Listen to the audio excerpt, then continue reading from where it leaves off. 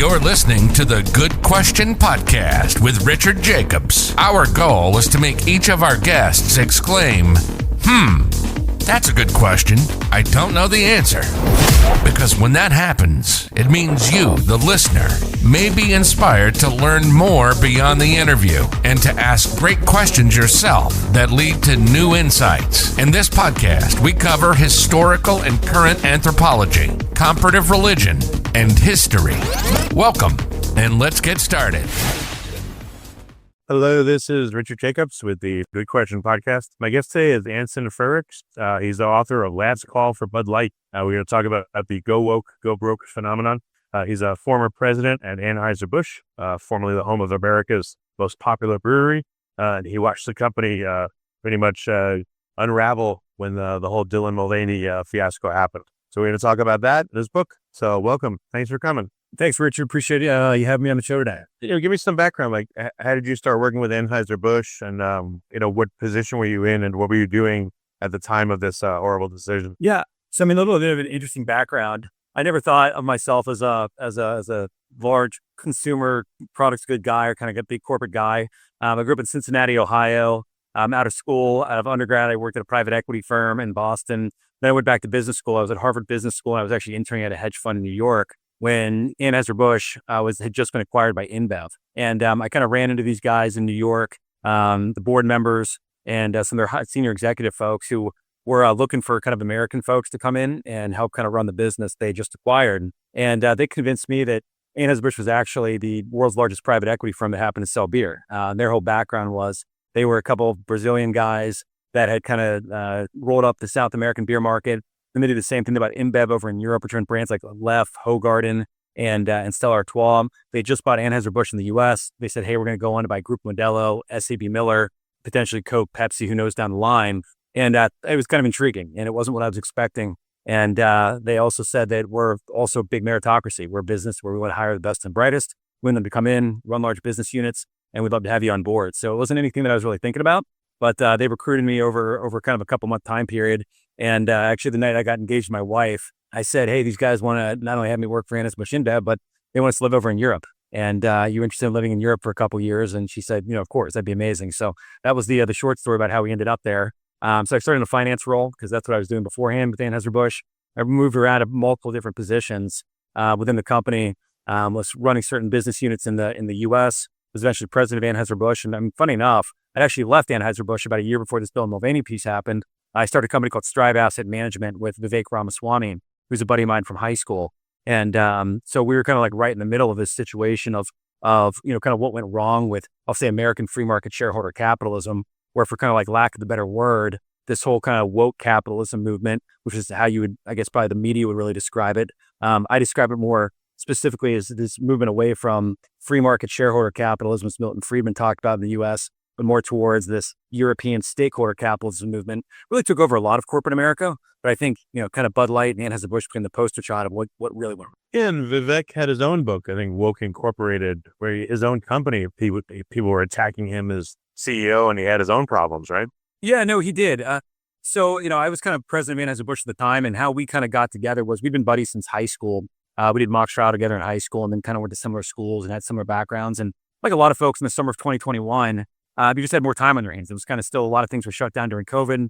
And Vivek and I were talking over the summer about, frankly, like what really went wrong with kind of American capitalism. Why were all these companies getting involved in political and social issues? Like I was living in Atlanta, Georgia at the time, and you might remember there was this whole Georgia voting rights initiative that happened where folks in Georgia voted for representatives that you need to have an ID to vote. And it was really interesting to me. It was really kind of corporate America's reaction to this sort of democratically adjudicated policy where you had a big firm called BlackRock, the world's largest asset management company. It was one of the first that came out and said, we're against this law. We're going to push back on this. Other companies should as well. And then you had companies that were local in Atlanta, like Coca-Cola, Delta, had nothing to do with voter integrity laws, but they started pushing back on this. You may recall like Major League Baseball canceled an All-Star game in Atlanta that year as well. And they moved it to Coors Field. And I didn't sell any beer at Coors Field in Denver when I was at Anheuser-Busch. And so like I was frustrated with what was going on. I saw a lot of my friends, neighbors throwing out Coca-Cola, throwing out kind of their Major League Baseball tickets after this.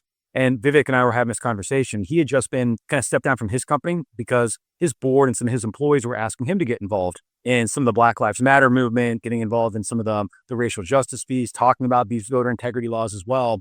And so we were talking about what's driving this? Like, why are all these businesses getting involved in this? Most importantly, we think that it's, first bad for business because a lot of people are now throwing out Coca-Cola or throwing out, again, Major League Baseball tickets because these organizations are taking orthogonal positions to a lot of their customer base and taking positions that aren't really consistent with their mission. And then secondarily, it seems like it's kind of bad for democracy as well.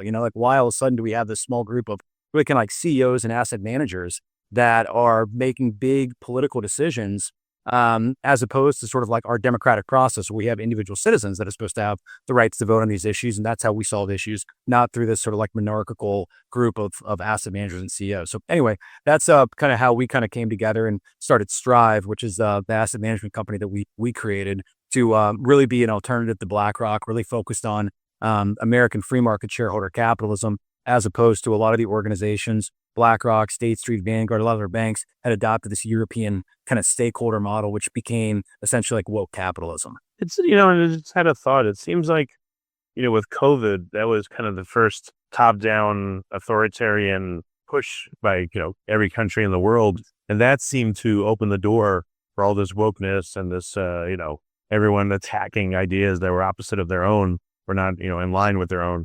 Do you think that it played a role, or what do you think was the real origin of all these problems? Yeah, I think actually COVID was the spark that lit, I'll say the kindling and this bonfire that had been building for, I think, like a number of years. And I mean, just backing up maybe 10 years, I think actually like the seeds of really like COVID and companies getting more involved in politics, it actually really goes back to kind of the great financial crisis of 2008, 2009. If you remember, there was a lot of anger that was pushed at banks when a lot of them imploded in 2008, 2009. A lot of individual kind of folks thought they were kind of holding the bag as banks got bailed out. There was the whole Occupy Wall Street movement that popped up, and the Occupy Wall Street movement kind of demanded that banks atone for their sins. And one of the things that sort of the banks and asset managers started doing was adopting this policy of ESG, or environmental social governance, which are kind of, that term first appeared in kind of 2004 in a UN report on who wins matters, was sort of the name of this UN report. And they were trying to figure out how governments and businesses could work more closely together to solve kind of existential crises. It was more of a UN driven piece. US didn't really pay any attention to it. But after sort of that Occupy Wall Street movement, a lot of asset managers decided, hey, here's an easy way for us to be able to so-called, do good in the public view while also making money. So you started sort of in the mid kind of the 2012 to 17, 18 period, you started seeing these ESG funds pop up, environmental social governance kind of pop up. And the interesting thing about them is that banks and asset managers kind of saw that, hey, if I just exclude an oil and gas company, or if I just exclude a tobacco company from an index, I can charge 2 to 3 times the amount of money that I'm charging for a regular kind of low-fee passive index fund, like an S&P 500 fund or a growth fund. The problem with this was that there was this sort of fiduciary conflict for a lot of investors, because most people, especially pension funds and a lot of everyday folks, they just want asset managers that are taking their money, go and maximize value, give me the returns, and I'll donate to whatever cause I see fit. So there was this sort of this tension that a lot of companies were trying to do what's called the ESG piece. They never really defined what that was. I mean, everyone kind of defined it differently. And there was in conflict with a lot of fiduciary laws. In 2018, though, there was this big seminal moment that happened where Larry Fink, who's the CEO of BlackRock, he wrote this letter to all the corporations in the U.S. talking about his philosophy of stakeholder capitalism. This is where he moved away from what Milton Friedman says was the purpose of a corporation in the 1970s, which was like focus on your shareholders, focus on shareholder value. You do that by creating great products and services. And he sort of wrote this letter saying that now we're adopting stakeholder capitalism, which is this sort of European World Economic Forum, Klaus Schwab, who runs that group. That was their view of the world.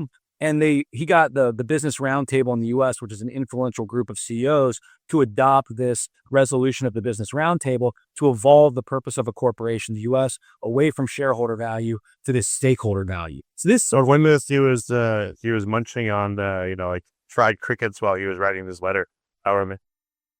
Exactly. You will have nothing and you will be happy. That was exactly it. I mean, that was kind of the mentality of this.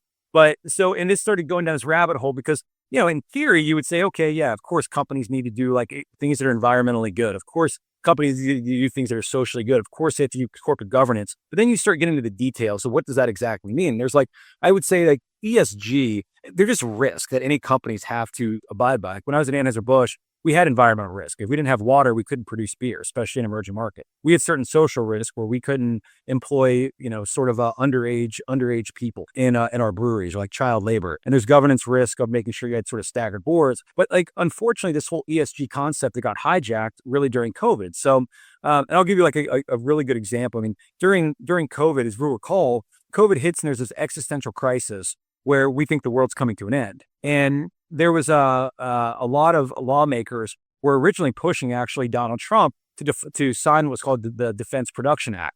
And this is where the U.S. government, they can essentially compel private corporations to do things like create generators. If you need more like, generators for hospitals, they could do that with General Electric. For 3M, you could do more ventilators. If you need to do more ventilators, have people being able to breathe.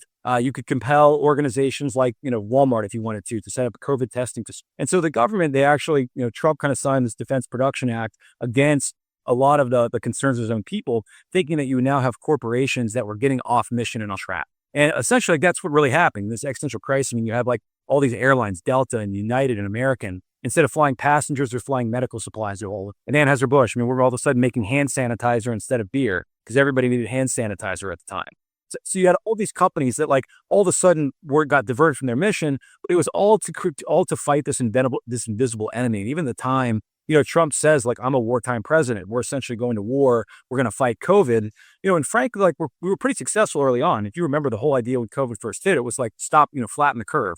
Don't have hospitals be overrun. And if you think about it, I mean, by, really the end of April, May, like hospitals weren't overrun. I remember living in Atlanta. They had the whole Atlanta Falcons Stadium, like ready to go to have, a bunch of people hosted there. And the hospitals were empty in the South. And then they stopped listening to the reason. They just kept on and on and on and on. That's right. And it kept going on and on. So it was like all of a sudden, like all these corporations felt good because you all of a sudden like defeated this invisible problem of COVID. But then like in May, if you remember this, at the end of May, you had the George Floyd incident. And, George Floyd ends up being murdered.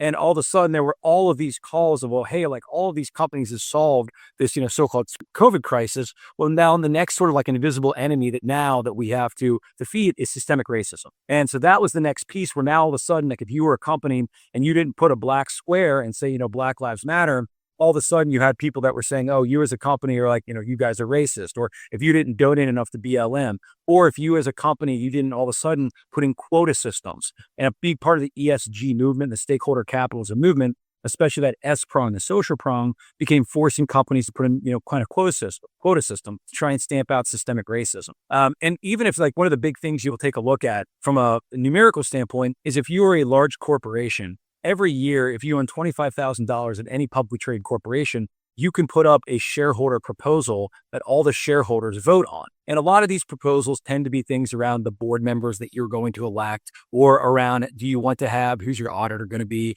A lot of it's kind of like relatively banal, but there became this big influx of ESG shareholder proposals in this 2020 and 2021 timeframe of all these people, a lot of activist organizations, asking companies to put money up to defund the police, or to do racial equity audits to figure out how they had contributed to systemic racism, or to figure out how they were going to use less oil and gas or decrease their energy needs in the name of solving climate change. And there used to be, before kind of this 2020 time period, before COVID, less than 5% of these ESG proposals would pass on an annual basis. But in sort of the COVID time period of 2020 and 2021, you had, in a lot of cases, 30, 40, 50% of these passing, and you had three large asset managers, BlackRock, State Street, Vanguard, voting for 40 to 50% of these. And they control 30% of almost every single company in the United States that's publicly traded because of the large funds that they have. So to your original question of like, yes, COVID was a big issue of companies getting involved in these political issues. And then all of a sudden, companies diverted their mission not only to solve COVID, but then it was like systemic racism, and then it was to defund the police, and then it's overturning election integrity laws. It was a lot of sort of political policies on the left. And how did this kind of come to be? Well, at the end of the day, you just kind of follow money. And where was a lot of the money being given to like the BlackRocks, the State Streets, the Vanguards that were asking companies to get involved in a lot of these issues? Well, it came from the largest pension funds in the United States and in Europe, places like the state of California.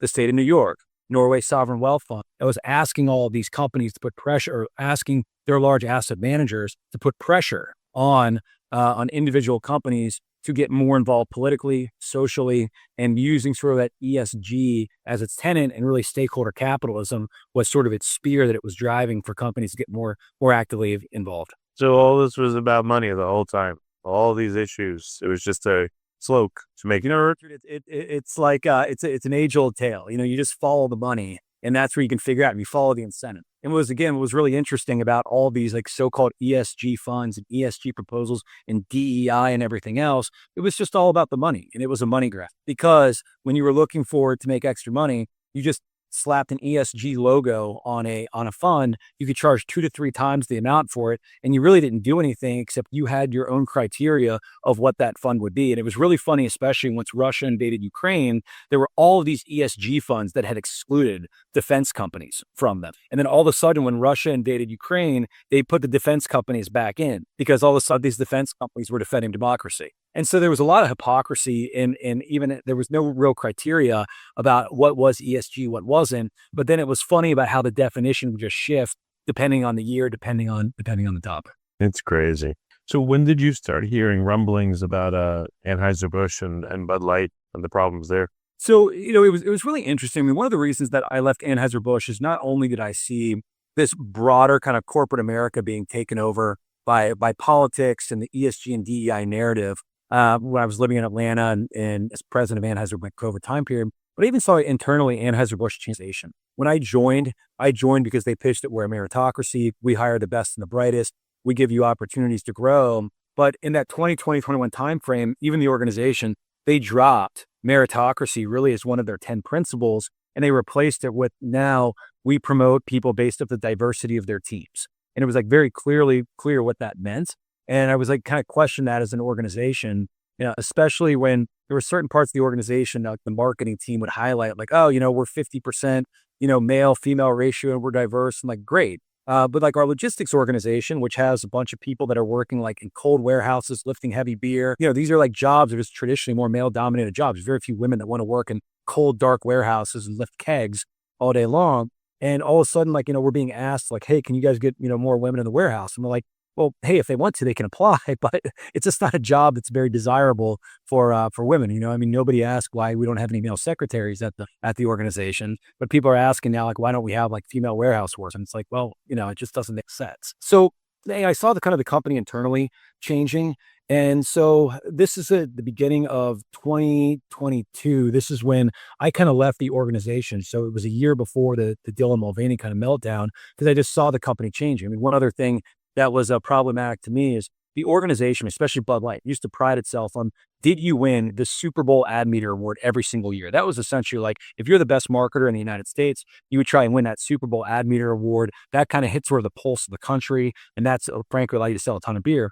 And even the organization would kind of switch to try and start winning these Cannes Lion Awards over in Europe, because there's this Cannes, which is in France. It's a marketing organization. It's a global organization.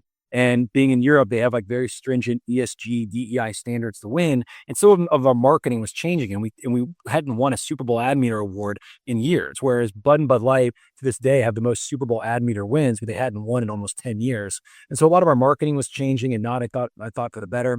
So that's when I left. And then so I was at so Vivek and we launched Strive at the beginning of 2022.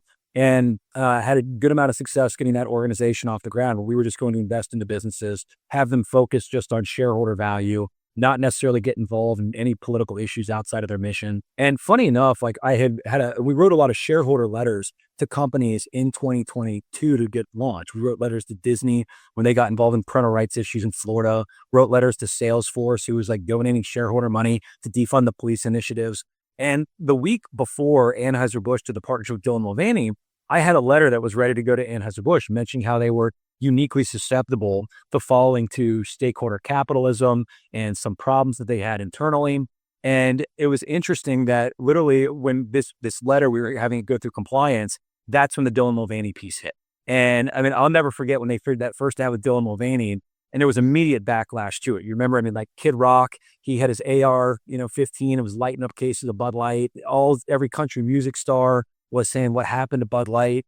And all of a sudden, I mean, it became just a meme immediately of kind of like what went, how did Bud Light all of a sudden get captured and did a partnership with Mulvaney? So I'm sitting here, and for the first almost 2 weeks, I just kind of watched just to see what unfolded. And I wanted to see what Anheuser-Busch's response was going to be as well, because I was pretty sure that they were going to try and take this middle of the ground approach, try not to either, upset all the people who are their loyal drinkers, but also trying to figure out how to satisfy sort of like the left contingent that wanted them to do more partnerships with Dylan Mulvaney. Given where things were politically at the time, it was going to be impossible to do that. If you recall, sort of the whole movement towards sort of, I'll call it, what was just an acceptance of like, do I care what anybody over the age of 18, how they dress or, how they identify or whatever else? Like, no, I could care less. But there are a lot of political issues with like the transgender movement. Most contentious is like, should biological men be able to compete against biological women in sports? And especially in that 2023 time period, I think like on the ballot in 16 states was like movements to ban biological men from competing against, women in sports. So, and there was also the whole piece. Yeah, you know why? Because when I've seen that happen, the women get hurt sometime for life. They would compete as hard as they could and just get trounced. Their whole career was ruined. And like I said, I've seen wrestling matches, other ones where they literally were hurt to the point where like they couldn't, they were damaged forever by this. So it was a terrible thing. Terrible. So, I mean, it was very contentious. And Dylan Mulvaney was at the forefront of this as well, also on the gender affirmation care. And this is irreversible surgery where you're cutting out people's body parts. And Dylan Mulvaney was at the White House with Joe Biden talking about gender affirmation care and talking about how sort of it's a right. So Dylan was at the forefront, very political type of figure, not just somebody who was, casually, like an actor or actress, but someone who's highly involved in controversial transgender politics. And the other thing people forget about is the 3 days before the partnership with Dylan Mulvaney, which happened actually on April Fool's Day, April 1st, 2023, if you remember, there was that transgender student that shot up a Christian school in Tennessee. So the whole transgender issue, and it was front and center in national news all that week. And now it's still sort of the transgender student wrote a manifesto. It still hasn't been released. So it's very much sort of, topical of an issue. And for something like Bud Light, which Bud Light became the largest beer brand in the United States because it was remarkably like apolitical. I mean, it appealed to absolutely everybody because it dealt with things that generally brought all Americans together. Bud Light was about football, and it was about sports, and it was about backyard barbecues and music festivals and fun. I mean, it was legitimately like one of the most fun brands, especially in the 90s and early 2000s, with like some unbelievable, memorable campaigns. The frog. The frogs, Real Men of Genius, the Was Up commercials, Spuds McKenzie when they launched in the 80s. And like, there was probably like no more just fun brand that you were the life of the party if you brought Bud Light and you kind of knew about the Bud Light jokes. So then all of a sudden when this brand does this partnership with Dylan Mulvaney, where they put Dylan Mulvaney's face on a can, and Dylan Mulvaney has, tens of millions of followers on Instagram, all of a sudden all these loyal followers of Bud Light were like, wait a minute, like what? I thought Bud Light was like just, fun and football and this. And the first response of the corporation was, well, hey, we do cans for lots of different people and we're celebrating a milestone. And these Bud Light drinkers that were like, wait a minute, like Bud Light was just, again, funny in sports. Now all of a sudden, we celebrate milestones of biological men transitioning to females in this highly charged political environment that we're in. Like, that's not Bud Light. That's like stuff like Ben and Jerry's does. Ben and Jerry's is a brand. It's like, hey guys, we use, ice cream to advance a social mission. They're very proud of that. It's right on their website. I like how Ben and Jerry's talked about, companies should give up their offices because they're on ancestral tribal land. And then someone tweeted, what about your company, your headquarters? It's on tribal land. And of course, they said nothing. Right. And then there was silence. It's always like, do as I say, not as I do, type of situation. But I'll at least give it to Ben and Jerry's because they're at least wide open about their corporate mission. And again, we use ice cream to advance a social progressive mission. They have their flavors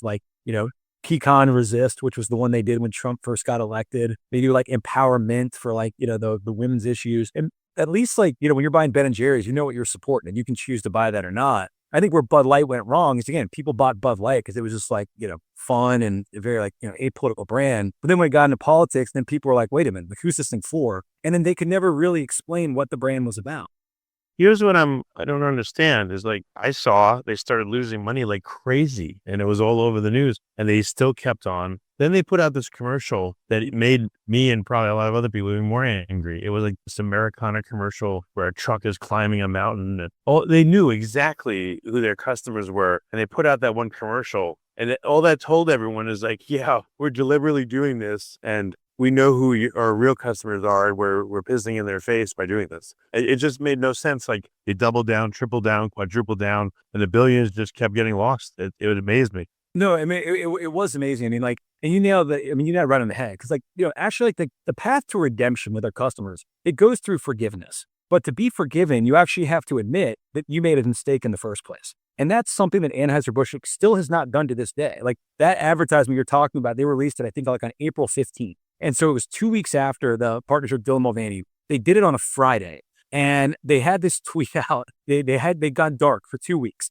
And they released that commercial where it was just like Clydesdales running through America and like big trucks and whatever else. And there was some nothing burger statement that just said, hey, we didn't mean to get involved in anything, but they never admitted like what the controversy was, why they were in it in the first place, what they did wrong. And then they put out some tweet on Twitter. It was just TGIF ? With the can of Bud Light.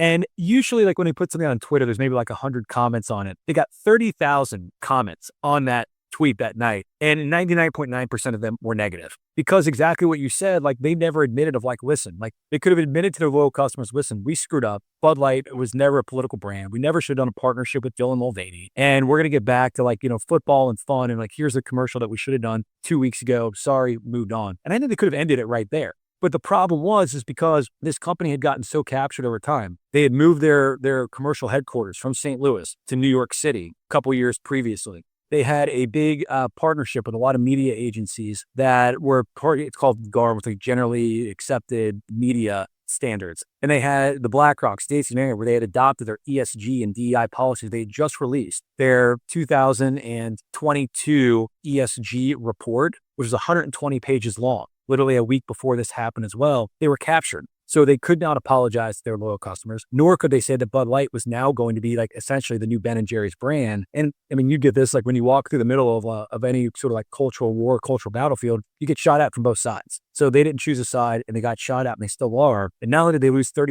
of their customers that when it happened, they've continued to lose that. And now they've cycled that down 30%, and they're still down 5 or 6% again this year. So they continue to lose more and more customers. They haven't gotten any of them back. What's the total damage to the brand? What's it estimated to be at this point? So if you take a look at in the United States, the company did about $6 billion worth of profits in the United States. It was about $15 billion of revenue, $6 billion of profits. Once that happened, the company went to $4 billion of profits. They almost lost $2 billion of profits with Bud Light. Bud Light, it was 40% of the sales in the United States. So it was the largest brand for an Anheuser-Busch ad. It was the largest beer brand in the United States. And so it was down 30%, it's down another couple percent. And so the company lost $2 billion of earnings. The stock price before this all hit was approximately, I don't know, around $70 a share. And it's currently at $50 a share. And this is despite stock markets being at all-time highs. They haven't recovered at all. There's a lot of other kind of global headwinds the company's facing as well. But this is, frankly, like, I don't think they're going to get it back with the current management team in place. They missed an opportunity to get their customers back. I think it's going to take sort of a whole different management team, a whole different philosophy, and a whole different structure to get this company going back to where it needs to be. I mean, is the brand dead forever, or they're just keeping it? Like, why not rename it, or why not retire it, come out with something new, same formulation? Like, what are they doing? Yeah, I mean, I think this is actually like my thought and my solution on this one. So I actually, the best thing that the company could do is actually sell their business in the United States. And as I mentioned earlier, so like Anheuser-Busch is part of this global company called Anheuser-Busch InBev. It's the world's largest beer company. They're the largest beer essentially like in Europe and in China, in South America. And in aggregate, the company does about $50 billion worth of revenue. So the U.S. is one of their larger business units, does about $15 billion. But I think that what they would be better off doing from a shareholder standpoint is they sell the United States business, because the United States business is a little bit different than the rest of the organization. In the United States, they don't have the same portfolio of brands. They have more of, I'll call it like your core customers, your core drinkers. It's Budweiser, it's Bud Light, it's Natural Light, it's Busch Light. Outside of the United States, they have, I'll call it more like premium brands, Stella Artois, Corona, brands that are more sort of like premium. And then also in the United States, they have to go through what's known as the 3-tier system, which is a group of distributors that are independent, kind of wholesalers, family-owned businesses to sell their brands. Whereas outside the United States, they tend to go direct to other areas. And I think here in the United States, they could actually sell the company back to U.S. investors. I think there's new U.S. investors. They could come back in and say, now, this is once again American owned. We have new people that are in charge of the brand. Here's what Bud Light is. Bud Light is going to go back to being about what it's supposed to be, which is easy to drink, easy to enjoy. We're going to get back to doing like football. They've recently hired Shane Gillis, which was great, but it still hasn't moved the brand needle at all. And you go on a big PR tour that says, now again, we're back focused on our customers. We know who we are. We got Americans back in charge of this thing. And I really think that could be great for both sides because the global company, Anheuser-Busch InBev, they're still struggling with a lot of debt that they incurred by purchasing SAB Miller, so South Africa Brewery Millers, about 6 or 7 years ago. And if they sell the U.S. business, they could pay down this debt. They could focus on sort of their overseas emerging markets. You sell the brand back to U.S. investors. And I think that if you come back out and you do a good PR tour, I really think that you could get back 50% of your Bud Light drinkers overnight. And I think long-term, you can get back a lot more of them as well. And then you can go and you can create like a much better business unit here in the U.S. back in the hands of sort of like Americans who understand the consumer and take it out of sort of this larger global organization. I don't know. I mean, just being a regular person, what I saw is not that people were mad at Bud Light. They were actively happy that no one was buying it. Like I saw many videos and montages where people were laughing and like it became fun to rag on them. Like people wanted them to go out of business. I know it's a terrible thing to say, but that's the sentiment I see. It's not just like they're upset at them. They want them to go under. It may only be years more before that goes away. That's the point it got to, honestly. Yeah, I mean, you're right. It became like the fun, popular thing to do. I mean, there were so many videos that I saw of you'd have like one line in a baseball park that was the Coors Light stand and it was, 20 people deep. And then you'd have the Bud Light stand and nobody was there. Or you'd have the grocery store and there would be like no beer where the Coors Light section was or Bud Light was still filled up. But I think like the other thing is like, I actually think like Americans, they also like as much as they love to like pile on to people when they're having a tough time, they also have like great American comeback stories. And I think this could be like one of like the best comeback stories of all time. I mean, I don't know, like I like to talk about, like when Tiger Woods had his downfall, there was a lot of people that were wagging on Tiger Woods and, he had a tough time with the whole Elin Norgan divorce and the very public breakup. The guy came on TV. I mean, you got to give him credit. He had like a 15-minute speech, apologized, went to rehab, all the things. And like, I was at the Masters in 2018 when that guy won it. And I'd never seen a crowd come back around and like, get fired up for somebody like they did there. Like, I think that if you have the right people in charge and the right mentality, Americans love a good comeback story. And if they have sort of a group of, like Shane Gillis, and then you get a bunch of other like,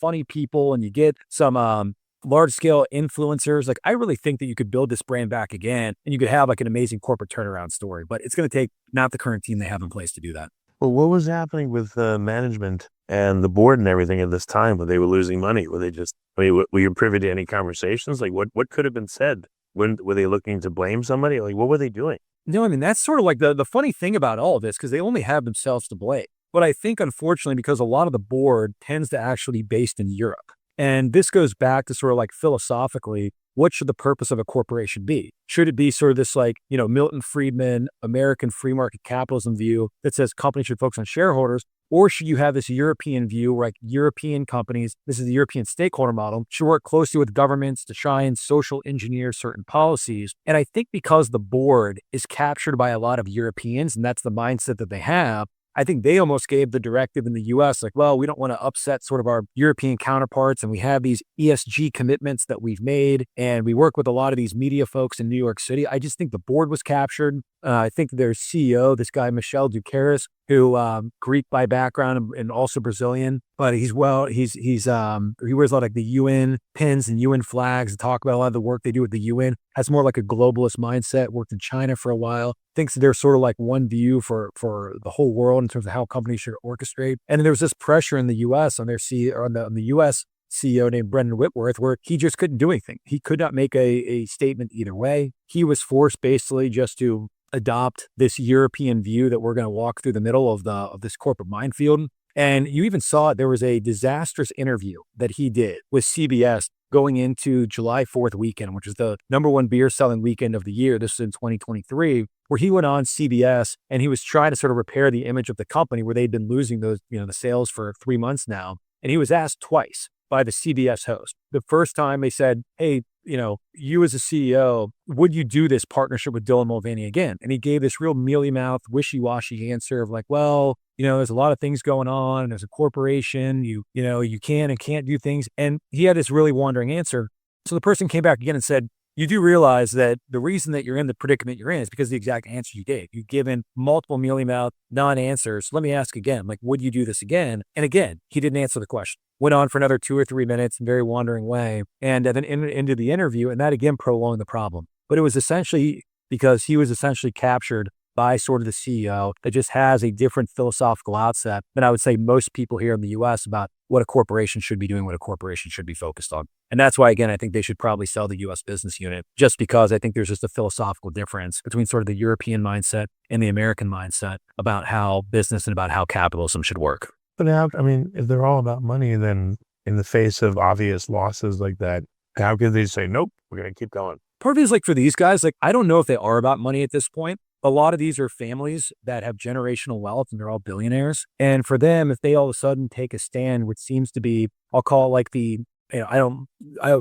necessarily believe that it would be, but a anti-trans or a bigoted stance because they don't come out and firmly say, hey, Bud Light's now going to do tons of partnerships with Dylan Mulvaney. That's a sort of a brand call. But I think that for a lot of these controlling shareholders, where there's these Belgian and Brazilian families that they're worth billions of dollars, for them, it's almost not about money, but it's still being invited to like the right cocktail parties and being able to show up at Davos every year to the World Economic Forum and be able to go on to, I don't know, MSNBC and talk about whatever. Like, I think that's more important to a lot of these people. And unfortunately, like some of the dollars are. So the people that actually get left holding the bag are sort of everyday people that invest in the Anheuser-Busch. It's like, your firefighters and your police officers and your teachers whose pensions are invested in the Anheuser-Busch. They're the ones that actually get left holding the bag. And even last year, like I had some back in channels into some of the folks on the board. I was actually mentioned to a couple large investment firms here in the US that they actually should buy that US business unit. And they were kind of given a stiff arm and just said, not interested in selling. But so therefore, I don't think it's actually for these folks like really about the dollars. Otherwise, they would have made tons of changes. And the stock price hasn't moved in 15 years.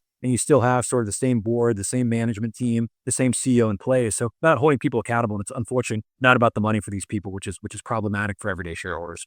So last thing, what do you think is going to happen in the next 5 years if it doesn't sell and it just continues? Is it just going to be like a zombie brand? It'll still do decently well, but or you think it'll get worse? Like, what's your thought? Yeah, I mean, unfortunately, I still think that things are going to get a lot worse before they get better. The way that the beer industry works, I mean, companies spend hundreds of millions of dollars to literally like maintain their market share and their positioning. And it's really, really, really difficult to get that share back once you've lost it. Another reason is that the shelf space about where you buy beer, like beer is still something that's 90+% is bought in store. And if you don't have your beer on the shelf and you don't have it available, then no one's going to buy it. And usually your retailers, your Walmarts, your Krogers, your 7-Elevens, take space you get on the shelf based off your sales. And once you lose those sales and your sales continue to decline, they're going to continue to take space away. And you almost get sort of in this sort of like death spiral or doom spiral that continues to go downhill. So that's what you're seeing right now. And the company continues to pull resources away from Bud Light. They're investing into overseas markets that are growing faster. They're investing into other brands like Michelob Ultra. And they're like even turning out sort of like Bud Light handles and Bud Light shelf space, like Michelob Ultra space. So unfortunately, it's getting worse, but that's not actually improving the company overall. The company's beer volumes continue to be down. Their revenue continues to be flat. So I really think that the company needs a full shakeup from the board on down if they're going to be able to turn this thing around over the next 4 or 5 years. Crazy. No. So where can people get Last Call for Bud Light? Is it in Amazon? Is it available now? It comes out on February 4th this year, so you can pre-order it on Amazon, and then on February 4th, it'll be in bookstores nationwide as well. So we're looking forward to the launch and really appreciate you having me on board here. Well, very good. Yeah, no, it's been a great call, and thank you so much for coming. I appreciate it. Thanks, Richard. Thank you for listening to the Good Question Podcast. Please email support@thegoodquestionpodcast.com if you have any referrals to great guests for us to interview. Visit thegoodquestionpodcast.com to hear more interviews. And please help us spread the word by rating and reviewing us on Apple Podcasts, iTunes, Spotify, YouTube, or wherever you listen to this podcast.